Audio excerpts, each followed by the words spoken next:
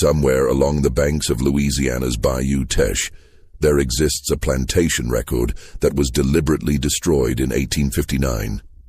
Court documents from New Orleans reference a murder trial that ended abruptly, with all transcripts sealed by judicial order. Local parish registries show 71 separate burial plots on a single property, all dated within the same week, yet official death certificates list only natural causes. For over a century and a half, one name has been whispered in the darkness of Louisiana's sugarcane fields, a name that represents both unspeakable cruelty and shocking vengeance.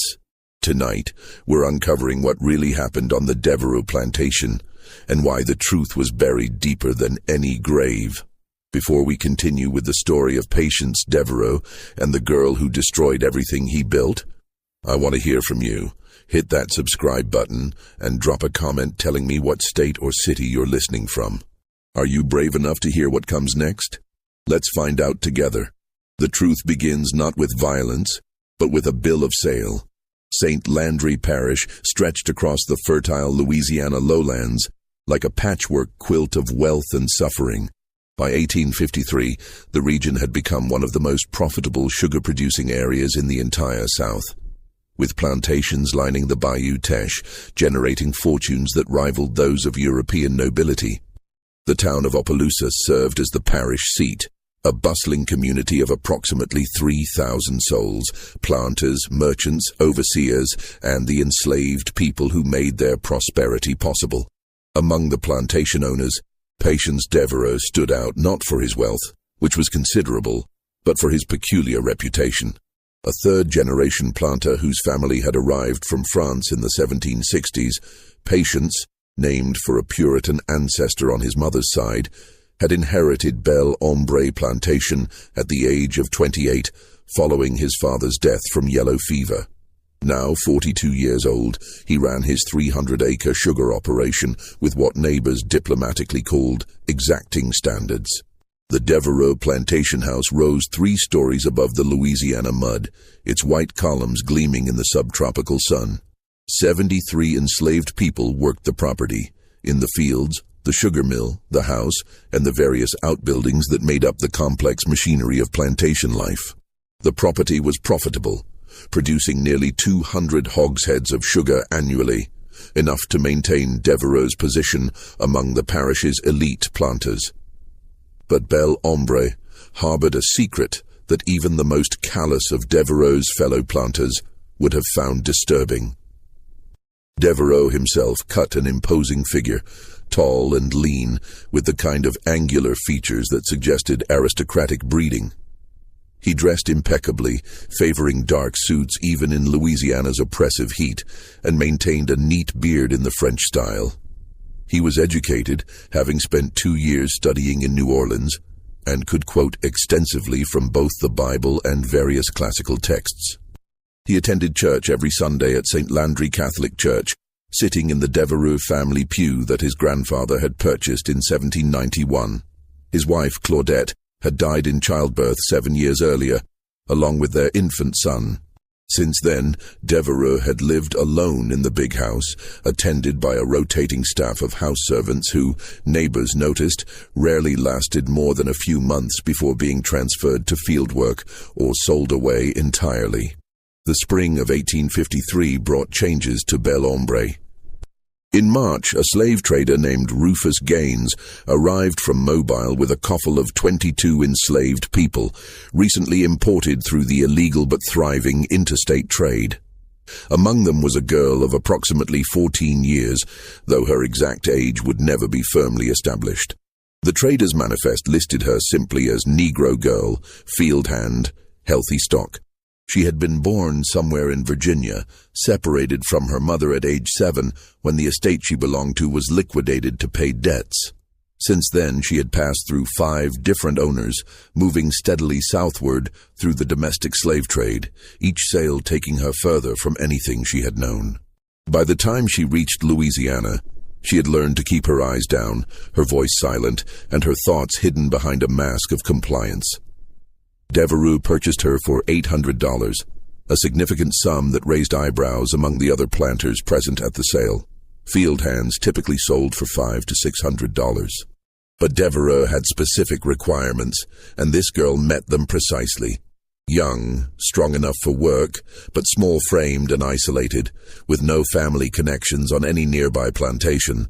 The bill of sale listed her as Clara, though she would later claim this was not her true name, merely the latest in a series of names given to her by successive owners, each one stripping away more of who she had been. What happened next would transform her into something else entirely. Clara's first month at Bel Hombre passed in the rhythm common to plantation life. She was assigned to the big house, initially working in the kitchen under the supervision of Aunt Rachel, an older woman who had served the Devereux family for 30 years. The work was demanding, rising before dawn to prepare breakfast, maintaining fires, cleaning, washing, and 100 other tasks that kept the household running. But Clara quickly sensed something wrong in the atmosphere of Bel Hombre.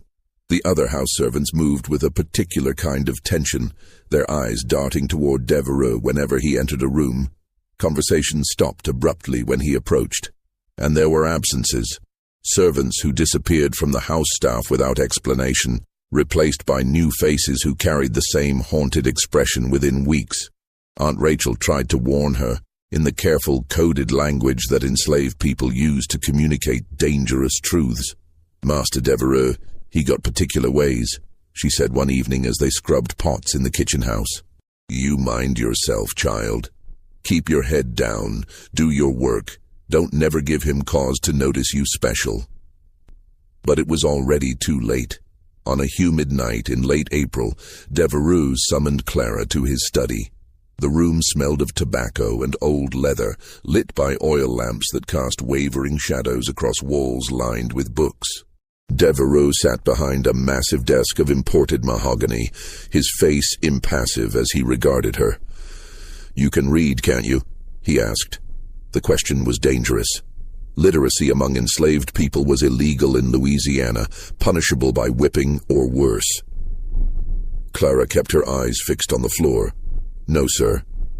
Don't lie to me. His voice remained calm, almost conversational. I saw you looking at the newspaper I left in the dining room. Your eyes were moving across the words. The silence stretched between them, heavy with threat. I asked you a question. Devereux continued. Can you read? Clara's mind raced through possible responses, calculating which lie might save her. But something in Devereux's tone suggested he already knew the answer, that this was some kind of test with no safe outcome. Some, sir, she finally admitted, her voice barely audible. My first master's daughter, she taught me some before you were sold away. Devereux finished the sentence for her. He leaned back in his chair, steepling his fingers. Interesting. Very interesting indeed. What Clara didn't know, couldn't have known, was that Patience Devereux had been searching for exactly this combination of attributes. He needed someone literate, someone isolated, someone who could be molded to his purposes, someone who wouldn't be missed. Over the following weeks, Clara's duties shifted. She was assigned to clean Devereux's private rooms, to organize his papers, to assist him with correspondence. The work itself seemed almost easier than her previous tasks, but it came with a price that became clear incrementally through small degradations that built upon each other like layers of sediment. Devereux began requiring her presence in his study every evening, ostensibly to help with paperwork. But the tasks grew stranger. He would dictate passages from the Bible, making her copy them repeatedly, checking her penmanship with critical eyes. He would quiz her on scripture, punishing wrong answers with hours of standing motionless in corners, or denial of meals, or small physical punishments that left no visible marks. A twisted finger bent back until she gasped, pressure applied to the soft spaces behind her ears, his grip on her arm just tight enough to bruise bone deep without breaking skin. You need to be corrected, he would say in that same calm, conversational tone. These are lessons in obedience, in submission to proper authority. Do you understand? The other house servants watched with knowing eyes and said nothing. They had seen this before. They knew how it ended. By June, Clara's situation had deteriorated beyond anything her previous experience had prepared her for. Devereaux's lessons had evolved into systematic torture, carefully calculated to maximize suffering while leaving minimal visible evidence. He was methodical, almost scientific in his approach, as though conducting some dark experiment in human endurance. He kept detailed journals, Clara discovered, documenting his training methods in neat handwriting. She saw them once, left open on his desk, pages filled with observations about pain thresholds, effective punishment techniques, methods of breaking the human will while maintaining physical capacity for work. She realized with horror that she was not the first.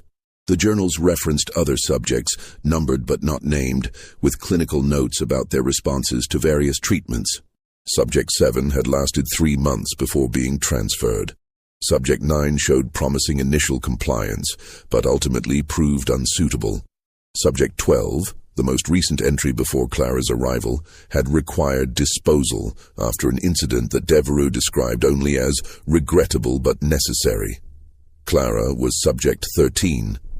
The summer of 1853 settled over St. Landry Parish like a suffocating blanket.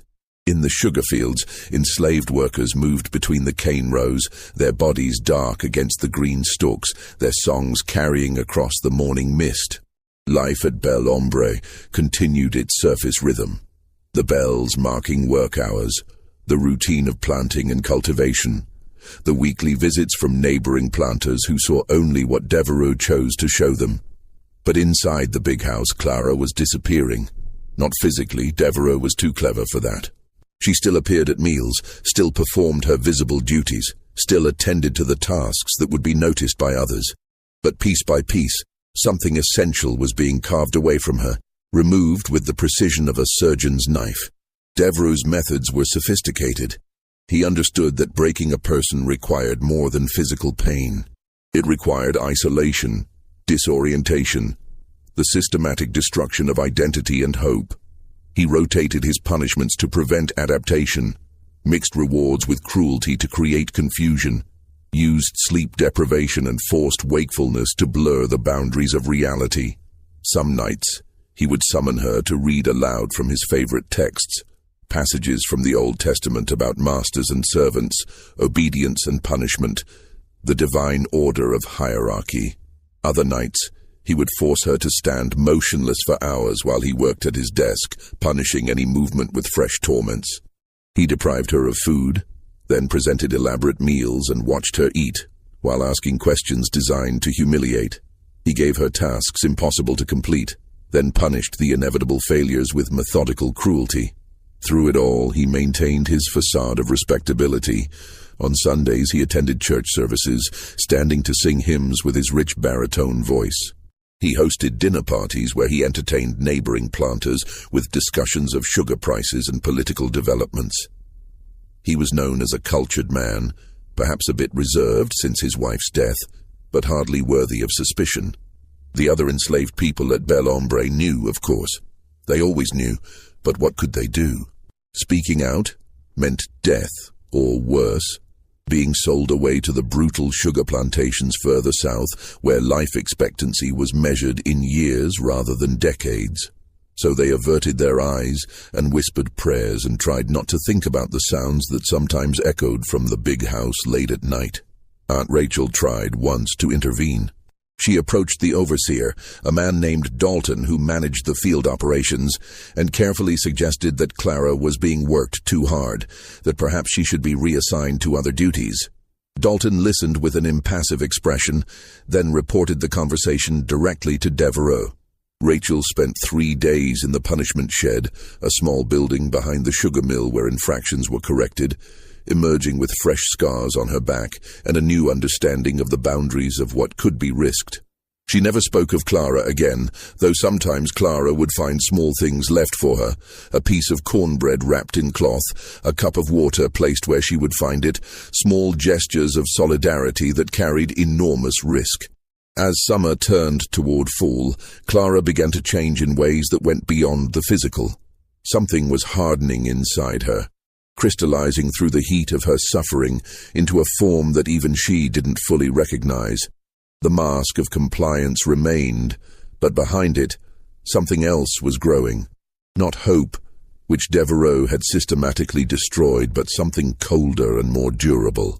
Calculation. She began to study Devereaux the way he studied her, learning his patterns and habits, his strengths and vulnerabilities. She observed which days he drank heavily from the crystal decanter in his study, how the alcohol made him careless. She noticed that he kept the key to his private rooms on a chain around his neck, but that he removed it before sleeping. She learned the layout of the house with the detailed precision of someone planning an escape, counting steps in the darkness, memorizing the locations of loose floorboards and squeaking hinges. She also began to understand the full scope of what Devereaux had been doing. Through careful observation and pieced together fragments of overheard conversation, she realized that she was far from his first victim. Over the past decade, at least a dozen enslaved people, always young, always isolated, always purchased from distant sellers, had passed through his hands and disappeared. Some had been sold away, their spirits broken. Others had died, their deaths attributed to disease or accident. One, the girl who had preceded Clara by only 4 months, had been found drowned in the bayou. Her death ruled a suicide despite the suspicious circumstances. The truth, Clara was discovering, would have shocked even the hardened planters of St. Landry Parish. If you're finding this story as disturbing as it is compelling, hit that like button and leave a comment with your thoughts. What would you have done in Clara's position? Let's find out together what happened next. What Clara didn't yet know was that Devereaux had begun planning her disposal. In his journal, he had started making notes about her deteriorating usefulness and increasing risk of detection. He had already contacted the trader Rufus Gaines about potential buyers in the Deep South, places where questions wouldn't be asked and records wouldn't be kept. Clara had perhaps 2 weeks before she would be sold away, or worse.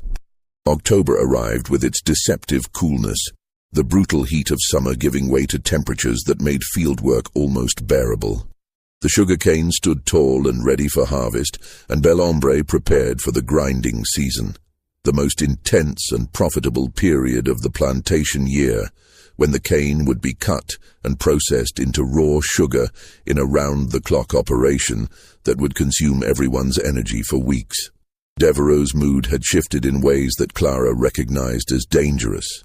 He had become almost jovial, sometimes humming to himself as he worked at his desk. He had also become less meticulous in his torments, as though his attention had moved beyond her to some future prospect. She understood why, when she overheard a conversation between Devereaux and his overseer in early October. "Gaines will be here on the 20th, Devereaux was saying. "I need you to prepare the girl. Have her cleaned up, make her presentable. He's found a buyer in the sugar parishes south of New Orleans. They're not particular about condition, but they do want the merchandise delivered intact."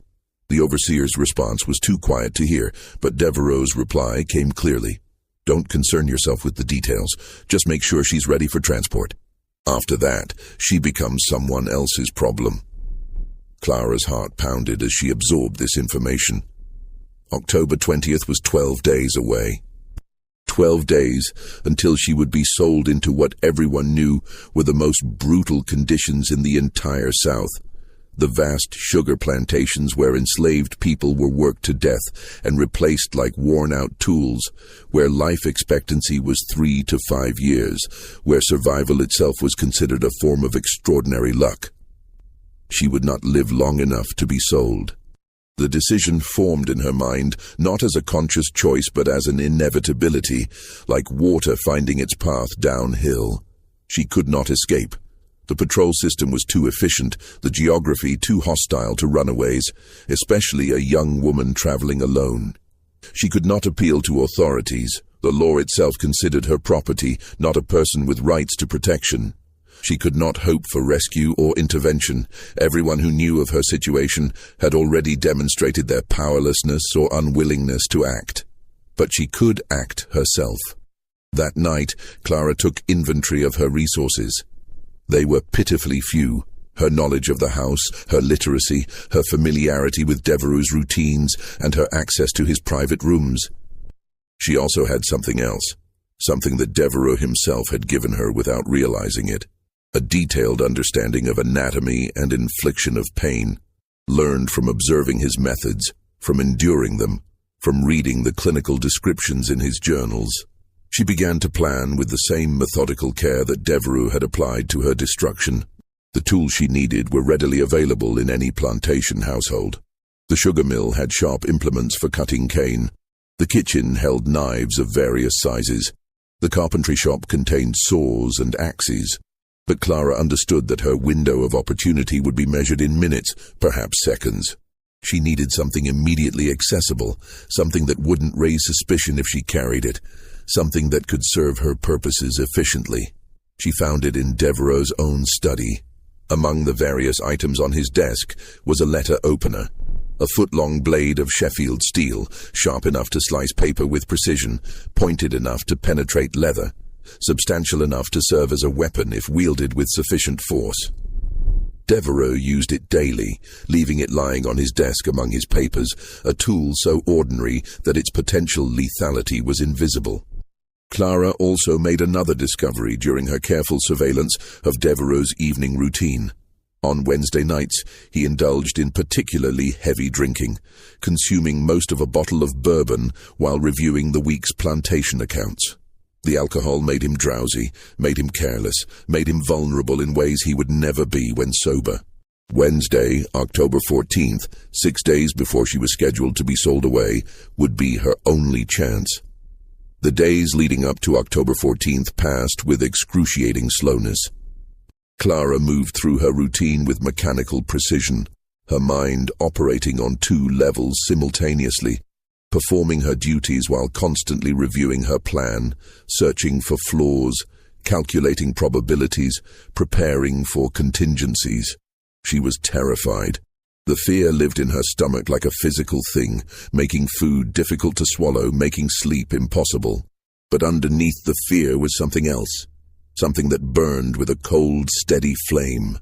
Not hatred, exactly. Hatred was too hot, too consuming. This was something colder and more durable, a commitment to action regardless of consequence, an acceptance of whatever price would need to be paid. The plantation continued its rhythms around her, oblivious to the storm gathering in one girl's heart. In the fields, the cane stood ready for harvest, its tall stalks rustling in the October breeze. In the sugar mill, the overseer Dalton supervised repairs to the grinding equipment, preparing for the intense weeks ahead when the mill would run day and night. In the quarters, enslaved families gathered after dark, sharing meals and stories, creating moments of humanity in a system designed to deny it. Clara observed all of this with a strange detachment, as though she were already a ghost, already separated from the world of the living. She found herself noticing details she had never paid attention to before. The way morning light caught in spider webs strung between the porch columns, the particular sound of Aunt Rachel's humming as she worked in the kitchen, the smell of wood smoke drifting across the yard in the evening. These things seemed suddenly precious, suddenly worthy of attention, as though her mind was cataloguing them for a future that might not include such observations. On Monday, October 12th, a traveling preacher arrived at Bel Ombre. This was common practice in rural Louisiana, circuit-riding ministers who moved from plantation to plantation, conducting services for enslaved communities who were permitted to gather for worship under supervised conditions. The preacher, a thin man named Reverend Caldwell, set up in the cleared space behind the quarters, and Devereux graciously permitted his enslaved workers to attend the evening service. Clara went, because absence would be noticed, would raise questions. She sat at the back of the gathered crowd, perhaps 80 people assembled in the fading light, and listened as Reverend Caldwell preached about deliverance. His text was from Exodus, the story of Moses leading the Hebrew people out of bondage in Egypt, the plagues that fell upon their oppressors, the parting of the Red Sea. "The Lord sees your suffering," Caldwell proclaimed, his voice carrying across the crowd. "He hears your cries, And in his time, in his way, he will deliver you from bondage. You must have faith. You must believe that justice, though delayed, will surely come." The words washed over Clara like water over stone. She had heard such promises before, had clung to them during her darkest moments, had prayed for deliverance until her voice was hoarse and her knees were bruised from kneeling. But deliverance had not come. Justice had not arrived. God, if he existed, seemed remarkably uninterested in the sufferings of enslaved people in Louisiana. She would not wait for divine intervention. She would create her own deliverance, deliver her own justice, even if the price was her life. After the service, as people dispersed back to their cabins, Aunt Rachel approached Clara with unusual directness. The older woman's face was deeply lined, her hands gnarled from decades of labor, but her eyes were sharp and knowing. "Child," she said quietly, positioning herself so that their conversation would appear casual to any observer. "Whatever you're planning, don't do it." Clara felt her heart skip. "I don't know what you mean." "Yes, you do." Rachel's voice was gentle but firm. "I seen that look before. I seen it on the face of a boy named Samuel maybe 10 years back. He had that same expression you're wearing now, like someone who's decided dying is better than living. You know what happened to Samuel?" Clara shook her head. "They caught him before he could do whatever he was planning. Beat him so bad he couldn't walk for a month. Then they sold him to a trader heading for the cotton fields in Mississippi. I heard he died within a year, worked to death in the hot sun." Rachel paused, letting the lesson sink in. "Whatever Master Devereaux done to you, child, it ain't worth throwing your life away." "My life is already thrown away," Clara said, surprised by the steadiness of her own voice. "I'm being sold on the 20th, to the sugar parishes south of New Orleans. You know what that means." Rachel's expression shifted, genuine distress crossing her weathered features. "Oh, child, no, not there. So tell me, Aunt Rachel, what's the difference between dying quickly and dying slowly? At least one way I get to choose. At least one way I get to take something with me when I go." The older woman was silent for a long moment, her eyes searching Clara's face. Then, slowly, she nodded. "I can't stop you, I know that. But I can tell you this, if you're gonna do what I think you're gonna do, you make sure you finish it. Don't leave him alive to tell what happened.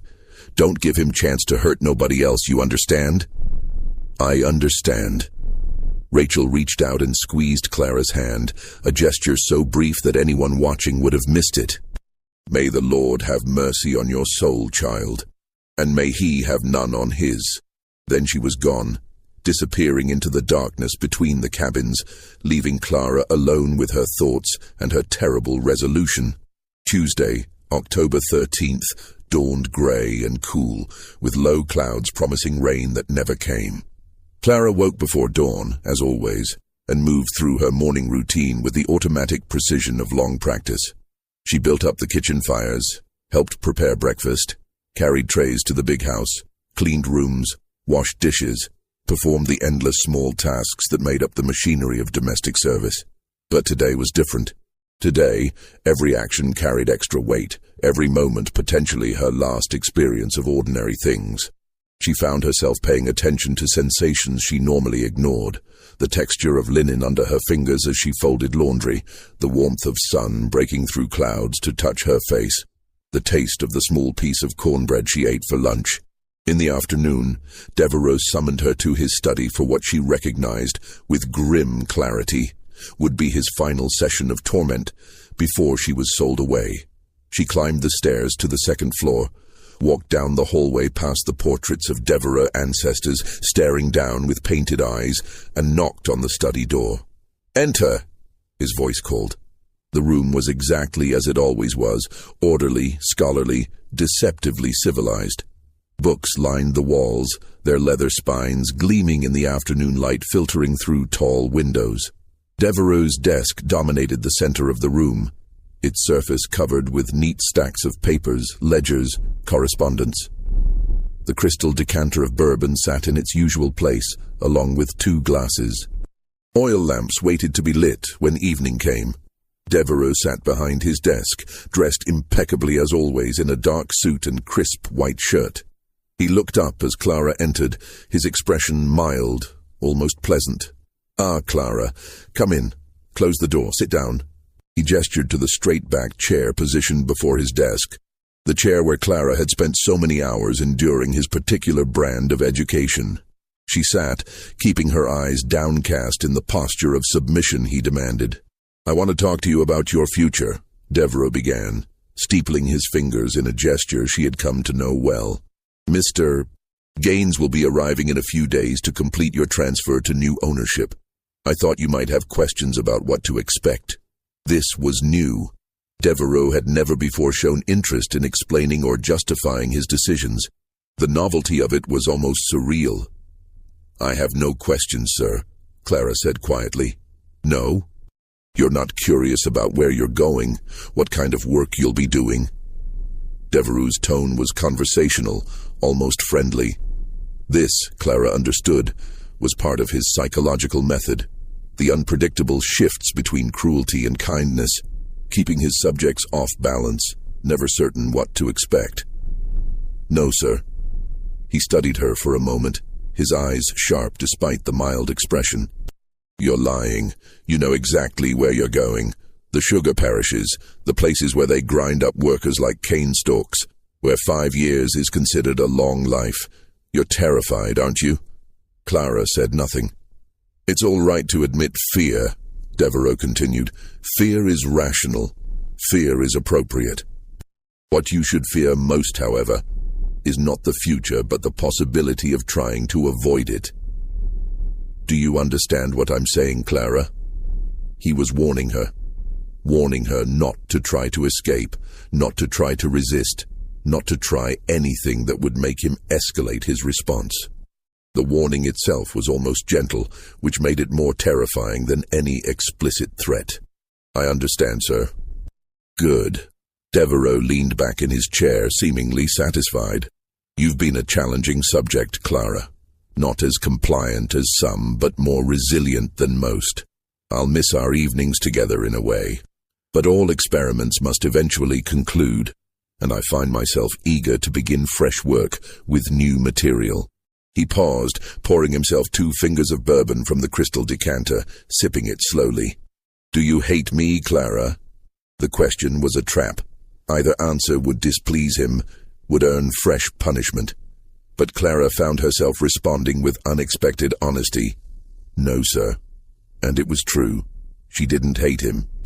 Hatred implied a relationship, an emotional connection, a recognition of shared humanity.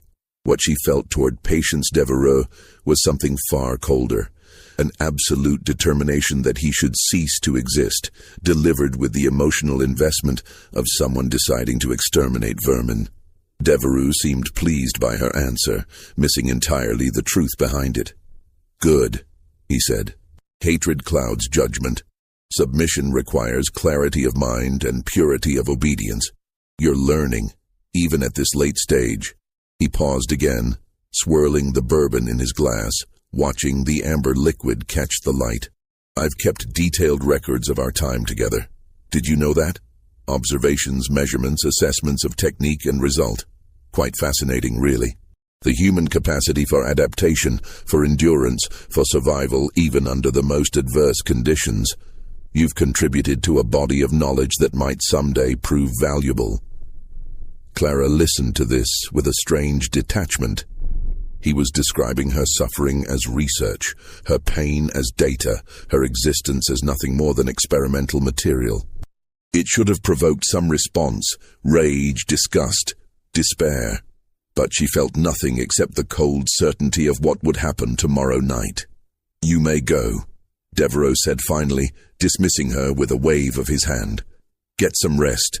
Mr. Dalton will want you looking presentable when Mr. Gaines arrives." Clara stood, curtsied in the manner he required, and left the study. She walked down the hallway, down the stairs, through the house to the kitchen, moving like a mechanism wound tight and counting down to release. Aunt Rachel was alone in the kitchen, preparing vegetables for the evening meal. She looked up as Clara entered, her eyes asking questions that couldn't be spoken aloud. Clara nodded once, a tiny movement that conveyed everything. Rachel closed her eyes briefly, her lips moving in what might have been prayer. Then she returned to her work, her knife moving through carrots with steady precision, and Clara understood that no more would be said between them. Some things went beyond words, beyond advice, beyond anything except silent witness. That evening, Clara lay on her pallet in the small room off the kitchen where she slept, staring at the ceiling in the darkness. Around her, the house settled into its nighttime rhythms. The distant sounds of the overseer making his rounds, the murmur of voices from the quarters beyond the yard, the creak of wood and whisper of wind. She should sleep. She would need all her strength for what was coming, but sleep was impossible. Her mind too active, too full of scenarios and possibilities and calculations. She thought about her mother, whom she barely remembered. A soft voice singing in the darkness, warm arms holding her. A face that had faded to nothing more than impression and longing. She thought about the 7-year-old girl she had been, standing on an auction block in Virginia, trying not to cry as strange white men examined her teeth and felt her arms and discussed her value in voices that treated her as an object, not a person. She thought about all the owners who had followed, each one stripping away another layer of who she had been until she could no longer remember her real name, the name her mother had given her. The name that had connected her to family and history and identity. Who was she now? Not Clara. That was just another name imposed by ownership. Not even fully human anymore, at least not in the eyes of the law, not in the eyes of the society that permitted and profited from her bondage.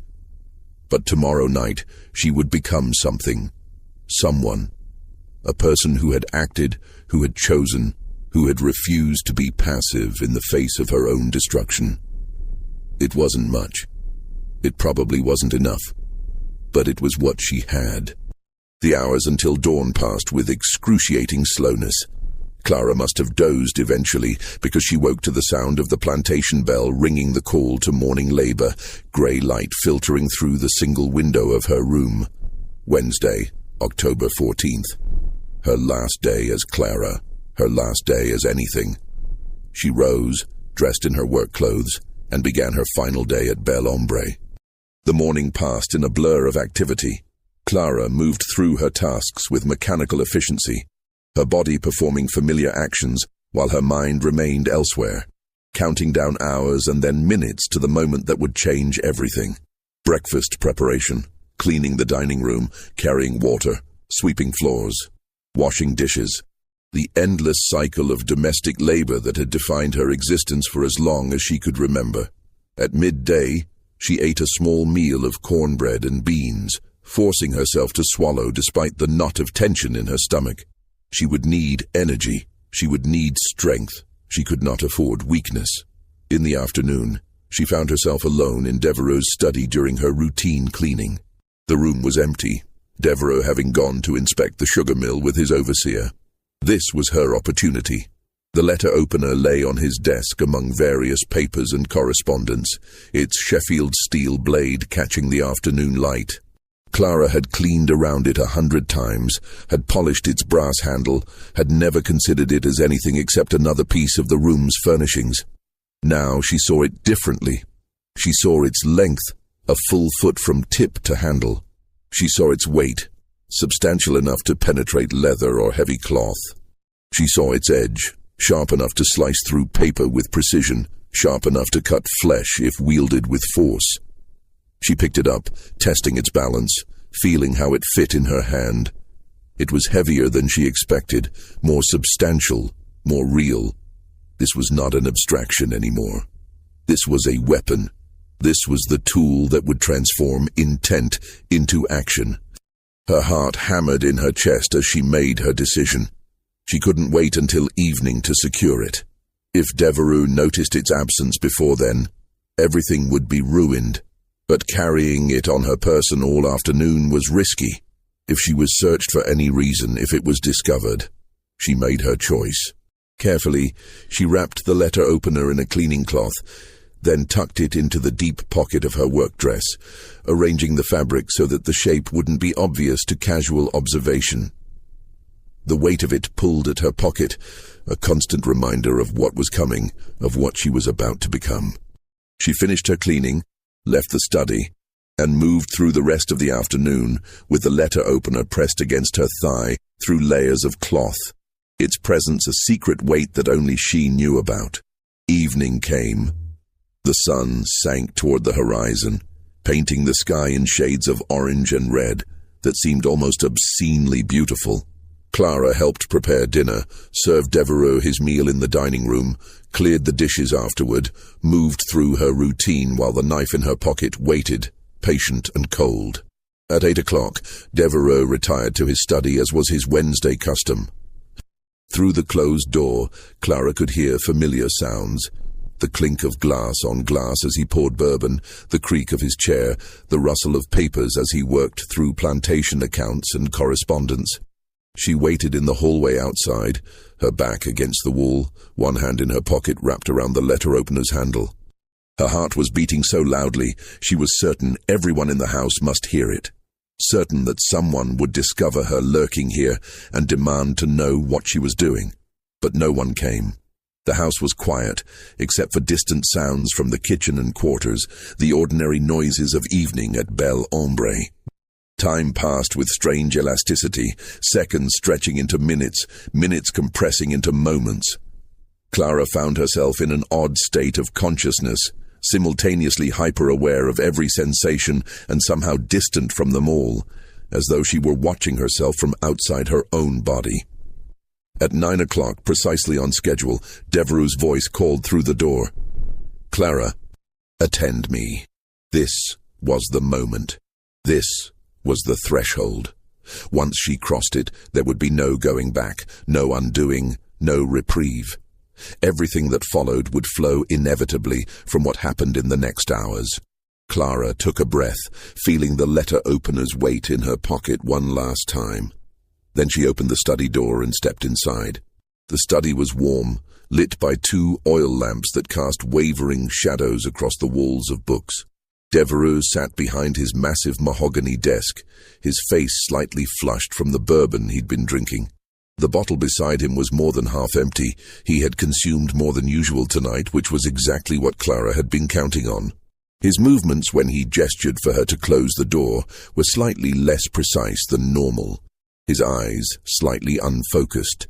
He was drunk, or close to it, vulnerable in ways he would never be when sober. His guard lowered, his reactions slowed, his judgment impaired. "Come here," he ordered, gesturing to the spot beside his desk where Clara had stood so many times before. Clara moved forward, her right hand still in her pocket, fingers wrapped around the letter opener's handle. Everything seemed to slow down, each second stretching into eternity. She could see individual dust motes floating in the lamplight. She could hear her own breathing, her own heartbeat, the creak of floorboards beneath her feet.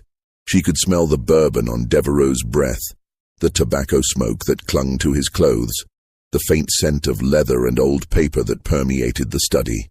Time seemed to compress and expand simultaneously. In her peripheral vision, she could see the crystal decanter on Devereux's desk, the light refracting through the amber liquid within it. She could see the ledger books stacked neatly on the corner of his desk, each one recording the financial transactions that reduced human beings to columns of numbers and profit margins. She could see Devereux's hands, the hands that had inflicted so much calculated suffering, resting on the desk's surface, fingers drumming idly against the polished wood. "I've been reviewing my notes on your progress," Devereux was saying, his words slightly slurred. "Quite remarkable, really. Your capacity for endurance, your ability to adapt to challenging circumstances. It's almost a pity that our work together must end. But as I said, all experiments must conclude eventually." He reached for his bourbon glass, raised it to his lips, drank deeply.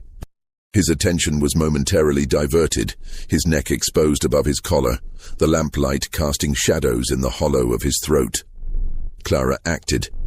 She pulled the letter opener from her pocket in a single fluid motion and drove it toward Devereux's neck with all the force she could muster.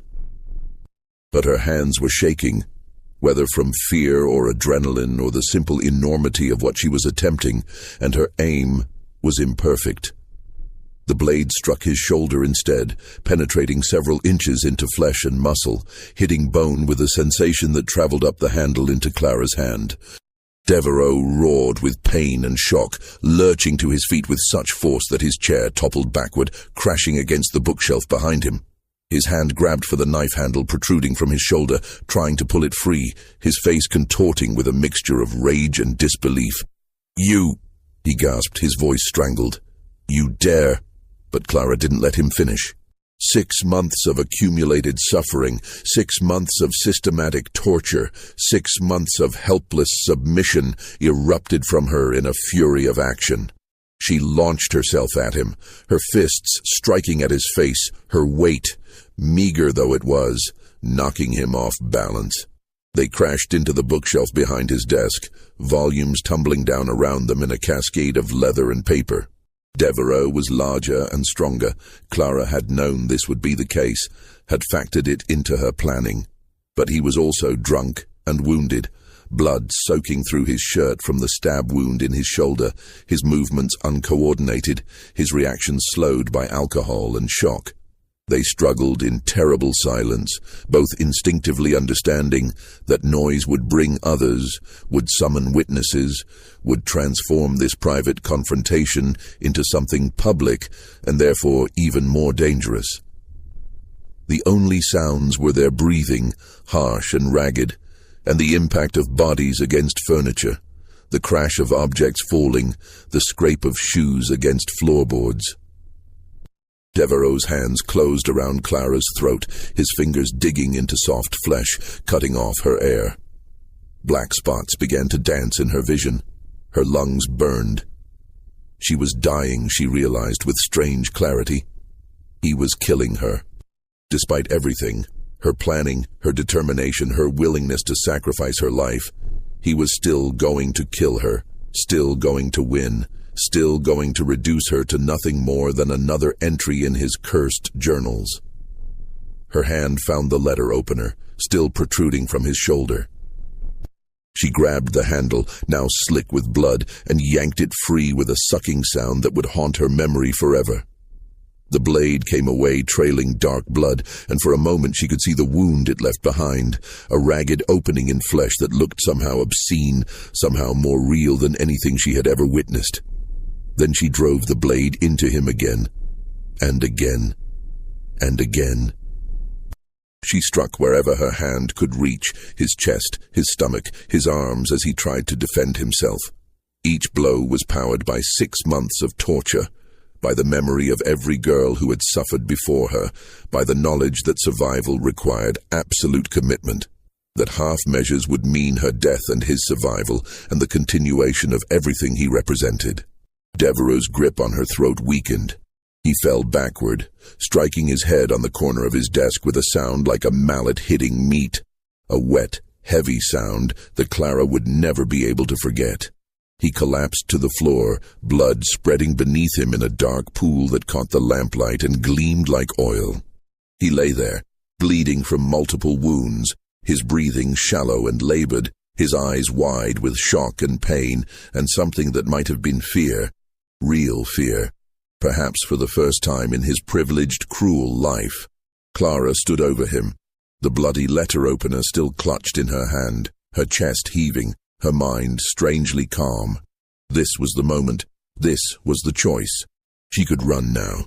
She could flee into the darkness and hope for escape, even though escape was nearly impossible for an enslaved woman in Louisiana, even though she would certainly be caught and killed within days. Or she could finish what she had started. She looked at Devereaux, really looked at him. This man who had purchased her like livestock, who had systematically destroyed her humanity piece by piece, who had documented his cruelty in neat handwriting as though it was science rather than sadism. This man who had done the same to at least a dozen others before her, who would certainly do it again to whoever came after her if he survived this night. And something else was operating in Clara now, something that went beyond survival or even vengeance, a methodical fury that required completion, that demanded every ounce of suffering be repaid, that insisted on a specific and terrible form of justice. She looked at the tools available in the study, the letter opener, still in her hand, its blade now dark with blood. A heavy brass candlestick on the desk, a fire poker leaning against the fireplace, various implements scattered around the room, ordinary objects that could be repurposed for extraordinary ends. Then she looked at Devereux himself, still conscious, still breathing, still aware enough to understand what was happening to him. His eyes met hers, and in them she saw something she had never seen before. Fear. Real, helpless, desperate fear. "You studied pain," Clara heard herself say, her voice strange and distant in her own ears. "You documented it. You treated it like science. You wrote about thresholds and tolerances and breaking points. Now you're going to learn everything you taught me." What followed would shock even the most hardened observers of plantation violence, would create a legend that would persist for generations, would transform Clara from victim into something else entirely, something that represented both the absolute depths of human cruelty and the absolute limits of human endurance. Clara made a decision in that moment, a decision that was both calculated and emotionally driven, both rational and insane. She would not simply kill Patience Devereux. She would dismantle him. She would reduce him to components. She would treat him the way he had treated her, as raw material for experimentation, as an object rather than a person, as something to be studied and documented and ultimately discarded. She began methodically, using the letter opener and other tools she found in the study. The brass candlestick became a hammer, the fire poker became a lever. Various implements from Devereux's desk drawers, sharp, heavy, useful objects that had served mundane purposes, were repurposed for darker work. And through it all, Clara was careful. Careful not to let Devereux die too quickly.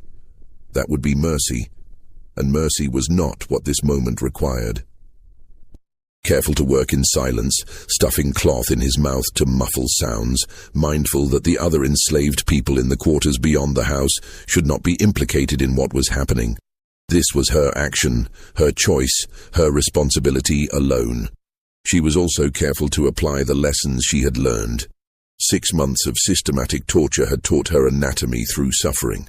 She knew what hurt and how much, knew the difference between damage that killed quickly and damage that lingered, knew which parts of the body were most sensitive to pain and which were most essential to life. She applied this knowledge with scientific precision. Hours passed.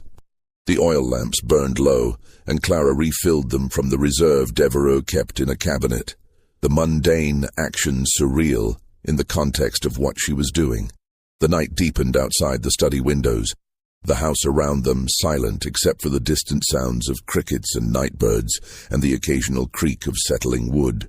And throughout it all, Clara worked with the methodical patience of someone completing an essential task, dismantling the man who had tried to dismantle her, taking him apart piece by piece with the same clinical detachment he had shown toward his victims. She counted as she worked. It was important to count, important to document, important to mirror Devereux's own obsession with measurement and record-keeping. Each separation, each reduction, each component was noted mentally, added to a tally that grew with each passing hour. 71 pieces, she would later claim, though whether this number was literal or symbolic would never be fully determined. Perhaps it represented 1 piece for each person Devereux had enslaved on his plantation. Perhaps it corresponded to the 71 days she had endured his particular brand of torture. Perhaps it was simply the number that came to her in the heat of her terrible work, a number that felt right, that felt complete, that felt like justice. When she finally stopped, when the work was complete and nothing remained that could be called Patience Devereux except separated components arranged with terrible precision across the floor of his study, the first light of dawn had begun to filter through the windows. The sky was pale grey, the colour of ashes, the colour of endings. Clara stood in the doorway, covered in blood from her hair to her feet, the letter opener still in her hand, and looked back at what she had done. She felt no satisfaction, no triumph, no relief. She felt nothing at all, as though the part of her capable of feeling had been excised along with everything else Devereaux had taken from her. She had become exactly what he had tried to make her, something less than human, something reduced to pure function, something that existed only to serve a purpose. But the purpose she had served was her own, not his. And in that distinction lay whatever meaning could be salvaged from this night of horror. Clara walked out of the study, through the big house, down the front steps, and into the grey light of morning. Behind her the study doors stood open, revealing shadows and shapes that would haunt the imagination of everyone who eventually saw them. She walked down the gravel drive toward the main road, her bare feet leaving bloody footprints on the pale stones. She walked past the fields where enslaved workers were beginning to gather for the day's labor, their voices falling silent as they saw her, their faces registering shock and fear and something else, something that might have been recognition or understanding or a terrible kind of hope. She walked until she reached the main road, where she simply stopped and waited, the letter opener hanging loosely from her hand, her face expressionless, her eyes fixed on some distant point that only she could see. She didn't try to hide. She didn't try to run. She had done what she came to do, and now she would face whatever consequences followed. The patrol found her 3 hours later, still standing in the same spot, still holding the bloody knife, her dress stiff with dried blood, her face empty of everything except exhaustion. When the sheriff asked her what had happened, she answered in a voice devoid of emotion, "I killed Patience Devereaux. He needed killing. I regret nothing, except that I can only kill him once." Oh, the discovery of Patience Devereaux's remains triggered chaos across St. Landry Parish. When the overseer Dalton entered the study at dawn to review the day's work assignments, finding the door standing open, finding the silence within somehow worse than any sound, he discovered a scene that would haunt him for the rest of his life. His screams brought the other house servants running. Aunt Rachel arrived first, took one look through the doorway, and immediately began herding the others away, preventing them from seeing what lay inside. But it was too late. They had glimpsed enough. Word spread through the quarters within minutes, carried on whispered breaths and horrified expressions. The parish sheriff arrived within hours, accompanied by a coroner named Harding and half a dozen armed deputies. They sealed the study and began documenting what they found with grim efficiency. The coroner, a man who had performed autopsies on yellow fever victims and battlefield casualties during the Mexican War, emerged from the room pale and shaken, refusing to provide details about what he had witnessed beyond the bare minimum required for his official report. "I've seen men torn apart by cannon fire," Harding told the sheriff, his voice unsteady. "I've examined bodies pulled from the river after weeks in the water. I've cut open cholera victims and dissected corpses in anatomy classes. But I have never, in 20 years of medical practice, seen anything like what's in that room. It's not human. It's not possible. It's—" He couldn't finish the sentence. The sheriff, a man named Boudreau, who had served in his position for 15 years, took his own look at the study. He stayed inside for perhaps 5 minutes before emerging, his face gray, his hands shaking as he fumbled for his pipe. He smoked 3 bowls of tobacco in rapid succession before he felt composed enough to issue orders. "No one speaks of what's in that room," he told his deputies. "Not to your families, not to your friends, not to anyone. Whatever we saw in there, it doesn't leave Bel Hombre. Is that understood?" The deputies nodded, their faces reflecting the same shock that Boudreau felt. By noon, news of Devereaux's death had spread across the parish, though the details remained carefully obscured. The official story, released by Sheriff Boudreau after consultation with the parish judge and several prominent planters, stated only that Patience Devereaux had been murdered by an enslaved woman in his household who was subsequently apprehended by authorities. But rumors spread faster than official statements, carried on the lips of enslaved people who whispered to each other in the fields, of house servants who spoke in coded language to their counterparts on other plantations, of freed men and poor whites who gathered in Opelousas taverns and speculated about what had really happened at Bel Hombre. The numbers varied. Some said Devereux had been cut into 50 pieces, others claimed 100. Some said the girl had drunk his blood. Others insisted she had eaten his heart. The truth was lost in a swirl of rumor and counter-rumor, each version more extreme than the last. What was not rumor was the response of the enslaved community.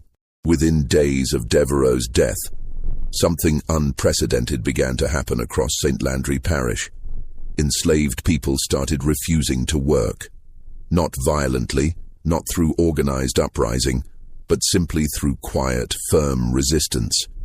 They gathered in their quarters and in the woods, refusing to go to the fields, refusing to respond to threats or punishments, refusing to disperse.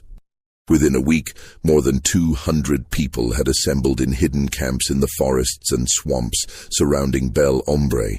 They built fires and shared food and waited. No demands were made, no manifestos were issued. They simply existed in a state of collective refusal, and their very presence sent waves of terror through the planter class. It was the closest thing to organized resistance that Louisiana had seen since the German coast uprising of 1811, and it terrified the white population. Patrols were doubled, then tripled. Militia units were called up. Armed planters rode the roads between plantations, searching for signs of further insurrection. But the assembled enslaved people remained peaceful. They committed no violence. They threatened no one. They simply refused to work until the girl, Clara, or whatever her name was, received what they called justice. The problem, from the perspective of Louisiana's legal system, was what exactly that meant. Under the state's black code, enslaved people who murdered their masters were to be executed swiftly and publicly, their deaths serving as warnings to prevent further insurrection. But the circumstances of this case presented unusual complications that made the usual procedures impossible to follow. First, there was the matter of Devereux's study. When authorities searched it thoroughly, they discovered his journals. Detailed records of systematic torture spanning more than a decade, descriptions of methods and results, clinical notes about previous victims. The documents were so disturbing that the judge presiding over Clara's case, a man named Broussard, who had served on the bench for 20 years, ordered them sealed immediately. "These cannot be made public," Broussard told the sheriff and the parish prosecutor in a closed meeting. "If word spreads about what Devereux was doing, it will provoke reactions we cannot control. The enslaved population will use it as justification for violence. Abolitionist newspapers in the North will seize on it as propaganda.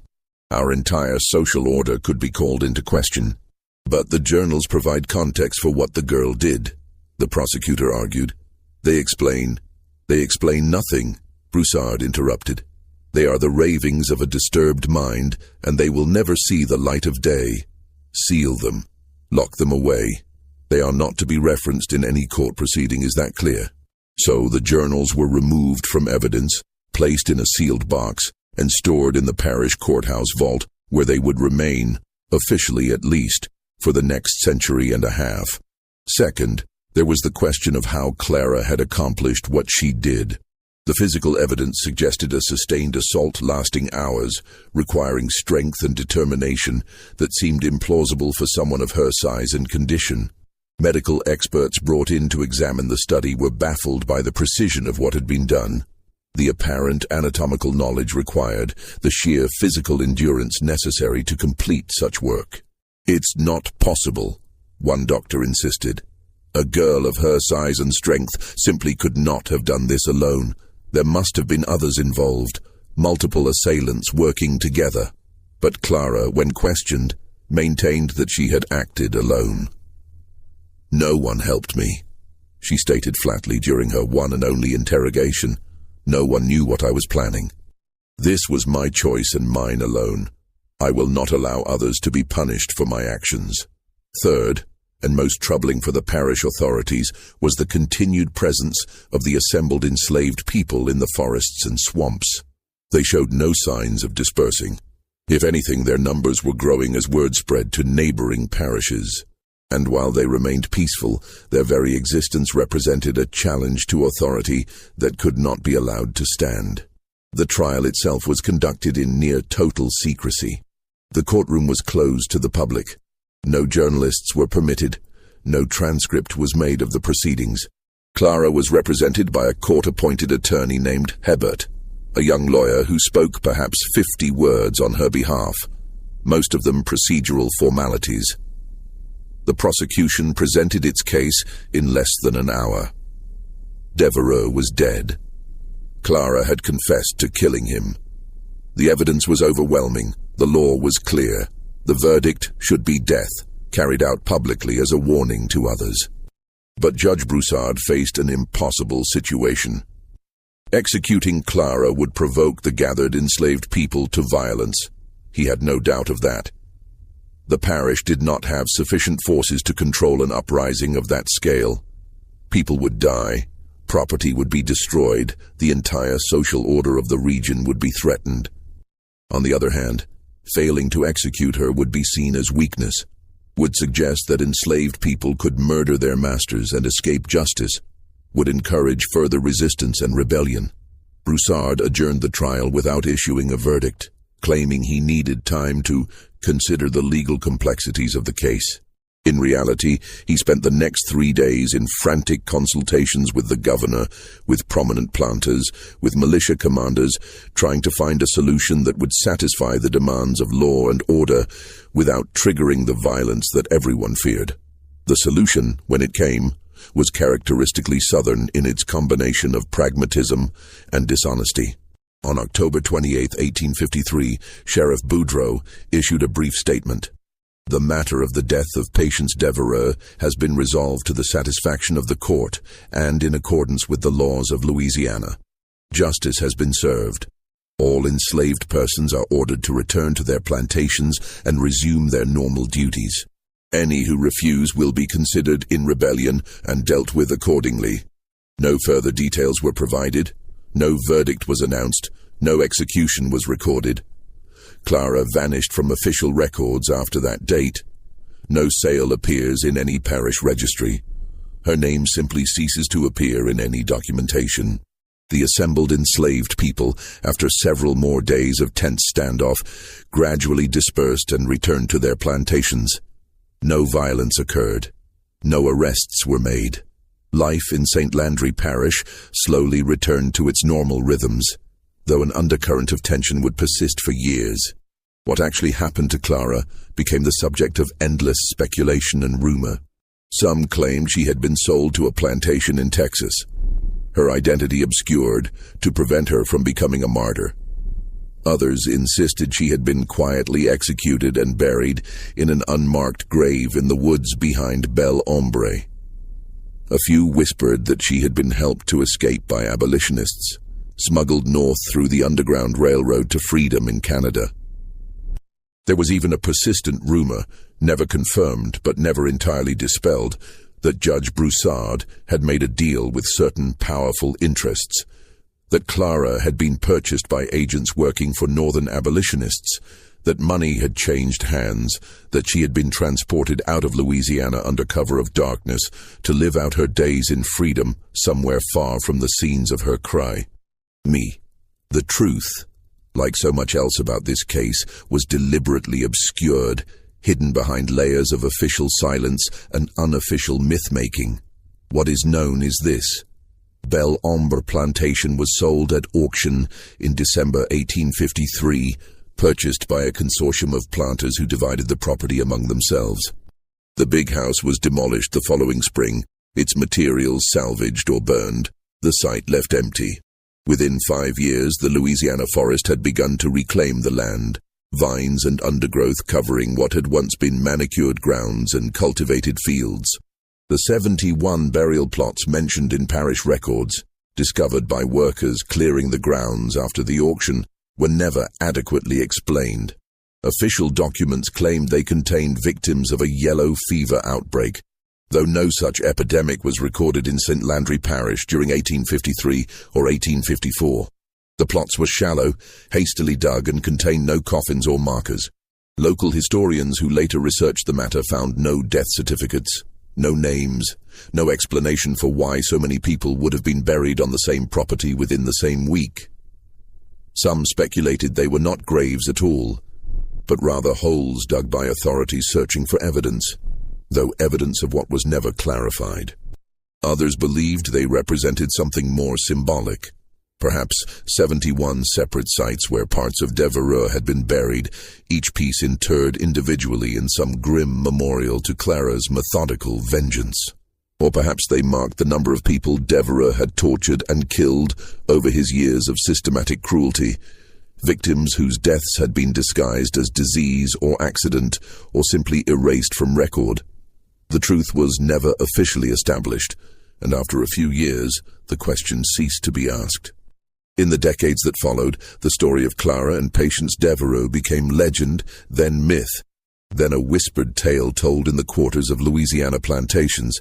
Among enslaved communities, she became a folk hero, her name, or the name she had been given, since her real name was never known, invoked as a reminder that even the most powerless person possessed the capacity for resistance, that cruelty could breed consequences, that the human spirit could not be entirely broken no matter how systematic the attempt.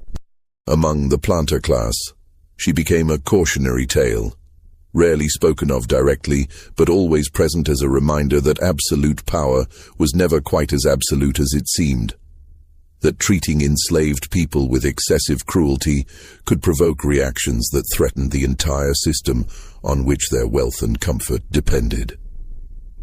The sealed journals remained in the parish courthouse vault, officially forgotten, but occasionally rediscovered by curious clerks or historians, who were then quickly warned away from examining them too closely. Some claimed to have read portions before being stopped, reporting content so disturbing that they refused to provide details. Others insisted the journals had been destroyed decades ago, that the sealed box in the vault contained nothing but ashes and dust. The Civil War came and went. Slavery ended through federal force rather than internal collapse. Louisiana entered its long, brutal period of Reconstruction and Jim Crow, violence and resistance continuing in new forms under new names. The story of Clara faded from public memory, preserved only in oral traditions and in sealed documents that few people knew existed and fewer still were permitted to see. But in certain corners of St. Landry Parish, in certain communities with long memories, the story persisted.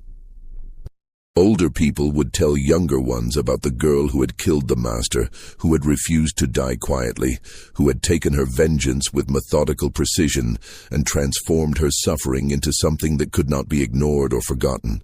Whether she lived or died, whether she found freedom or remained in bondage until emancipation, whether she ever reclaimed her true name or remained Clara forever, these questions were never answered with certainty. What remained was the undeniable fact of what she had done.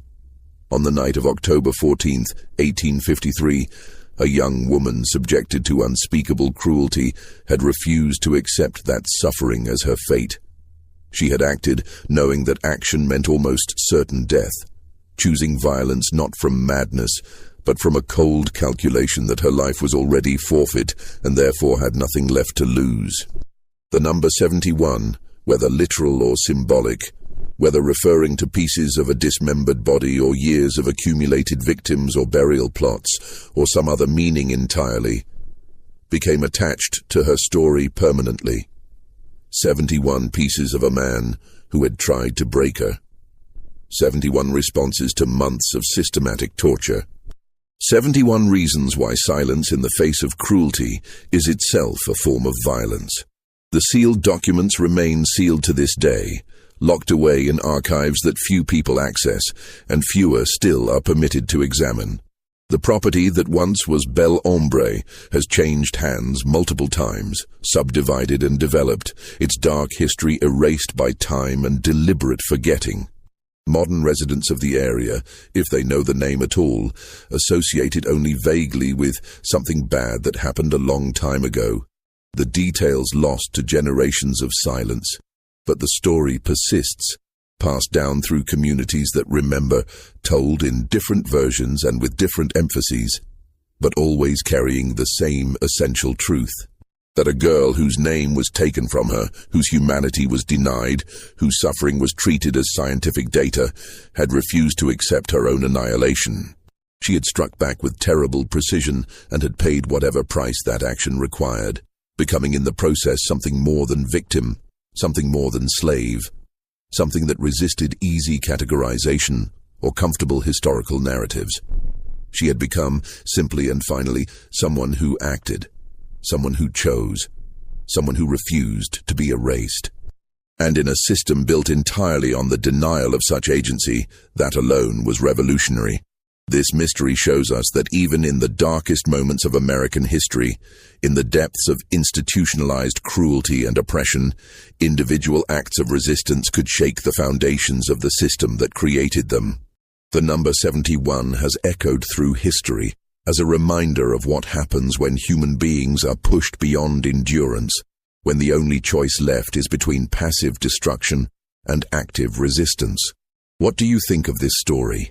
Do you believe Clara was justified in what she did? Do you think she survived, or was this her final act? Would you have made the same choice in her position? Leave your comment below and share your thoughts.